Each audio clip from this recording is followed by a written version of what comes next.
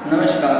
तो आज हम कक्षा 10 की जो एनसीईआरटी की नोटबुक है विज्ञान की, उसके जो गवर्नमेंट स्कूल में, तो उसके साथ कार्यपत्रक दे रखे हैं। हम धीरे धीरे इन सभी कार्यपत्रों को सॉल्व करेंगे। तो आज जो पहला कार्यपत्रक है रासायनिक अभिक्रिया एवं समीकरण, इसका जो कार्यपत्रक 1 है उसको हम सॉल्व करेंगे। इसमें कुल 6 क्वेश्चन दे रखे हैं, तो अच्छे क्वेश्चन है, एग्जाम की दृष्टि से भी ये उपयोगी प्रश्न है। तो इसके जो पहला प्रश्न है वो है रासायनिक समीकरण की परिभाषा लिखिए।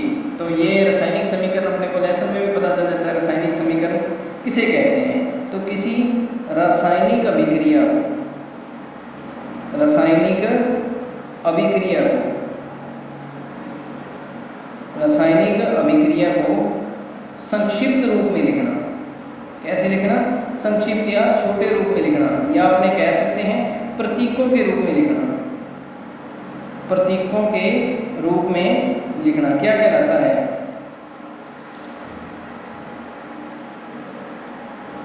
रासायनिक समीकरण कहलाता है। तो अपने अभिकारकों व उत्पादों को रासायनिक सूत्रों के रूप में व्यक्त करना और बीच में जो तीर के निशान द्वारा अभिक्रिया की गति को दर्शाना भी रासायनिक समीकरण कहलाता है। तो ये क्वेश्चन उम्मीद करता हूँ कि समझ आ गया होगा आपको। तो अभिकारकों व उत्पाद को संक्षिप्त रूप में लिखना क्या दर्शाता है? तो अभिकारकों व उत्पादों को संक्षिप्त रूप में लिखना क्या दर्शाता है? रासायनिक समीकरण को दर्शाता है। तो क्वेश्चन जो 1 था उसका जो आंसर है वही क्या है? क्वेश्चन 2। अभिकारकों व उत्पादों को संक्षिप्त रूप में लिखना क्या कहलाता है? क्या दर्शाता है? रासायनिक समीकरण। रासायनिक समीकरण को दर्शाता है। तो दूसरा क्वेश्चन हो गया। तो अब अपना तीसरा क्वेश्चन है, द्रव्यमान संरक्षण का नियम लिखिए। द्रव्यमान संरक्षण का नियम वैसे तो अपने कक्षा 9th में पढ़ा था कि द्रव्यमान संरक्षण होता है और एक स्थिर अनुपात होता है। स्थिर अनुपात के अनुसार जब भी दो पदार्थ हैं वो अभिक्रिया करते हैं तो एक निश्चित अनुपात में अभिक्रिया करते हैं, जिसे स्थिर अनुपात का नियम कहते हैं। इसी प्रकार एक द्रव्यमान संरक्षण का नियम था। द्रव्यमान संरक्षण के नियम के अनुसार किसी भी रासायनिक अभिक्रिया में द्रव्यमान का ना तो निर्माण किया जा सकता है और न ही उसका विनाश किया जा सकता है। तो यही द्रव्यमान संरक्षण का नियम है। तो द्रव्यमान संरक्षण का नियम क्या कहलाता है? द्रव्यमान संरक्षण का नियम कहता है किसी रासायनिक अभिक्रिया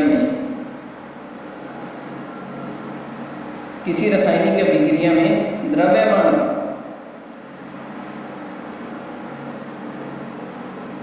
ना तो निर्माण भी नहीं किया जा सकता, ना ही क्या किया जा सकता है? विनाश। कि जितना द्रव्यमान है भी उतना ही रहेगा। अर्थात किसी भी रासायनिक अभिक्रिया में उत्पाद का कुल द्रव्यमान अभिकारकों के कुल द्रव्यमान के हमेशा क्या रहेगा? बराबर रहेगा।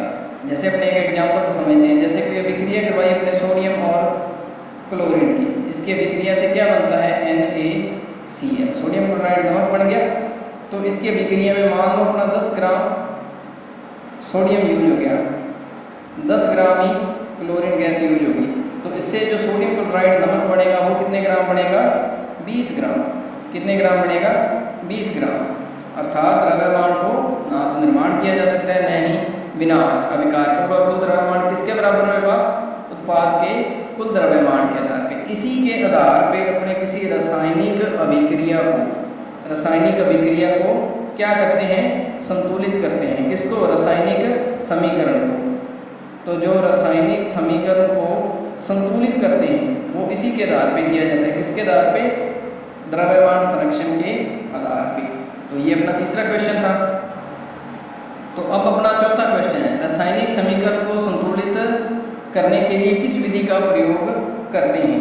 तो ये भी आसान सा क्वेश्चन है। रासायनिक समीकरण को संतुलित करने की अपनी बुक में एक ही विधि दे रखी है। कौन सी?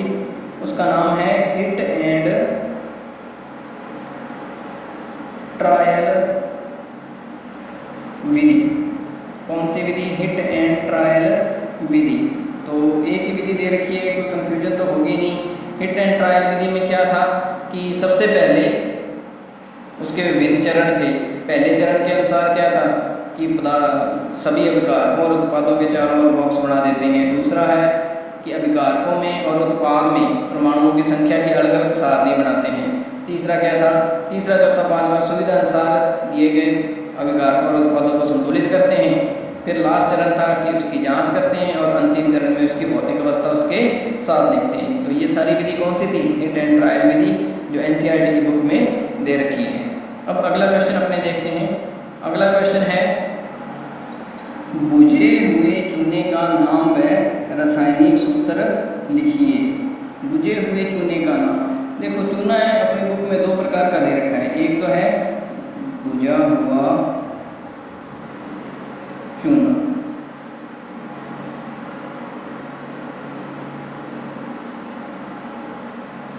और एक है बिना बुझा चूना। बिना बुझा चूना, तो दोनों में क्या अंतर है कि बिना बुझा चूना तो कहते हैं कैल्शियम ऑक्साइड और बुझा हुआ चूना किसको कहते हैं, कैल्शियम हाइड्रोक्साइड। तो ये तो हो गया बुझा हुआ चूना, तो हो गया कैल्शियम हाइड्रोक्साइड।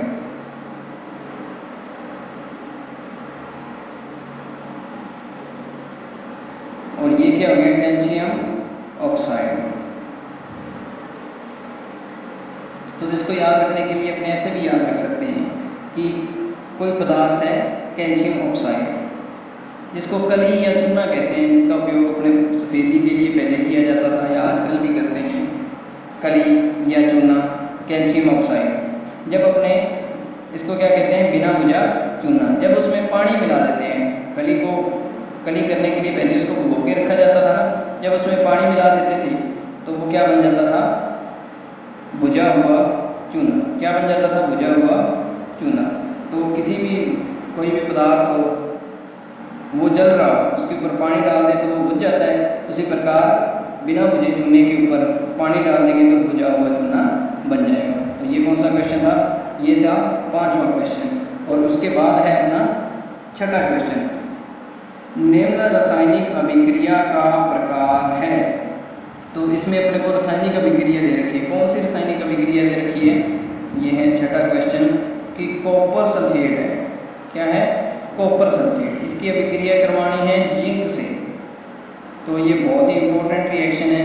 तो क्या बन जाएगा, जिंक सल्फेट बन जाएगा और प्लस कॉपर है वो अलग बन जाएगा। यहाँ पे अपनी बुक में दो रिएक्शन दे रखी है, एक जिंक की जगह लोहे से भी अभिक्रिया करवा रखी है। तो सबसे पहले कि इसमें क्या होगा, तो ये एक विस्थापन अभिक्रिया है। कौन सी अभिक्रिया है, विस्थापन अभिक्रिया।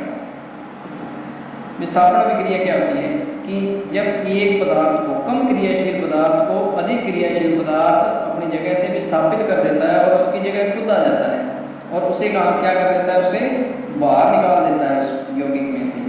तो उसे कौन सी अभिक्रिया कहते हैं, विस्थापन अभिक्रिया। तो इस क्वेश्चन को और भी घुमा के भी पूछा जाता है कई बार कि ये जो कॉपर सल्फेट है ये नीले रंग का विलयन है, नीला विलयन है।